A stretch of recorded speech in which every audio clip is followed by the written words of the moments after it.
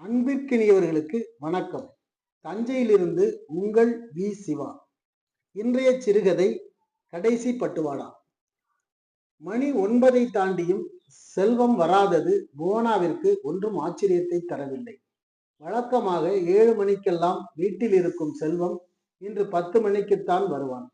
சம்பள நாளாச்சே, வாங்க வேண்டியதை வாங்கி கொடுக்க வேண்டியவர்களுக்கு கொடுத்துவிட்டு மிச்சம் மீதி இருந்தால் கொண்டு வருவான். அவளுக்கு தெரியும், தன் கணவன் ஊதாரியாக செலவு செய்ய மாட்டான் என்று. தன் கைகளை பற்றியும் நன்கு அறிவாள். அளவோடுதான் செலவு செய்யும். எப்படி இழுத்து பிடித்தாலும் பற்றாக்குறை மட்டும் பற்றாக்குறை இல்லாமலேயே இருந்தது போனா குடும்பத்தில். சராசரி குடும்பத்தில் நடப்பது போல 10ஆம் தேதி வரை கூட பணம் போதாது. அதனால்தான் குழந்தை பிறப்பதை கூட தற்காலிகமாக 5 ஆண்டுகளுக்கு தள்ளி வைத்திருந்தாள். பக்கத்து வீட்டு பிரியா வீட்டில் மட்டும் அவளும் கணவன் குமாரும் எப்படி ஆடம்பரமான வாழ்க்கையில் திளைக்கிறார்களோ தெரியவில்லை. உணவு, உடை, வீட்டில் வசதிகள் எல்லாமே ஆடம்பரம்தான். செல்வம் வேலை பார்க்கும் அதே தொழிற்சாலையில்தான் குமாருக்கும் வேலை. ஏறத்தாழ வேலை சம்பளம் கூட ஒரே விகிதம்தான். பிரியா மட்டும் எப்போது பார்த்தாலும் பளிச்சென்று இருக்கிறாரே எப்படி? அவள் கணவன் குமார் வாரத்தில் ஒரு முறையாவது எப்படியாவது தண்ணி அடித்து விட்டு வந்து கிடந்து உளறுவான். அவனிடம் எல்லா பழக்கமும் உண்டு. மனைவி பிரியாவை சமாதானப்படுத்த மறுநாள் சினிமாவுக்கு, ஓட்டலுக்கு அழைத்து போய் சரி செய்து விடுவான். எப்படி அவர்களால் ஆடம்பரமாக வாழ முடிகிறது?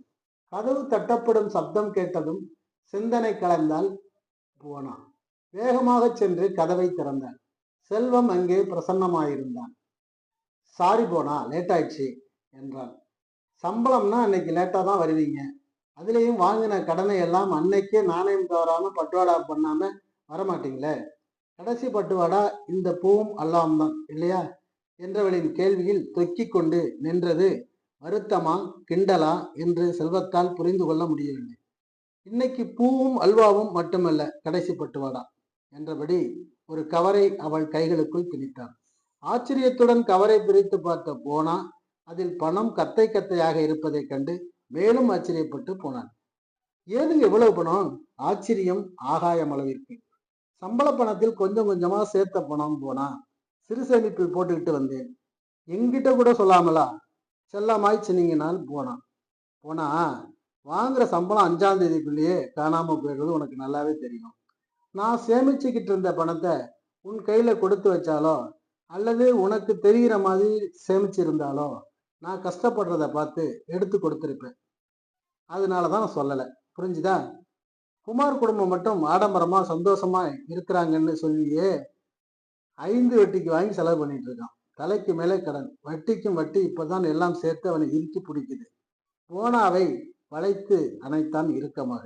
எல்லா கஷ்டமும் அவளை விட்டு அடியோடு நீங்கி மனம் காற்றாக மாறியதை போல் உணர்ந்தாள் போனா. குமார் பிரியா குடும்பத்தின் ஆடம்பரத்தின் ரகசியம் தெரிந்ததாலோ என்னவோ. நன்றி. இந்த சிறுகதை உங்களுக்கு பிடிச்சிருந்ததுன்னா லைக் பண்ணுங்க, ஷேர் பண்ணுங்க. இதுவரைக்கும் சப்ஸ்கிரைப் பண்ணாமல் இருந்தீங்கன்னா சப்ஸ்கிரைப் பண்ணுங்க. நன்றி, வணக்கம்.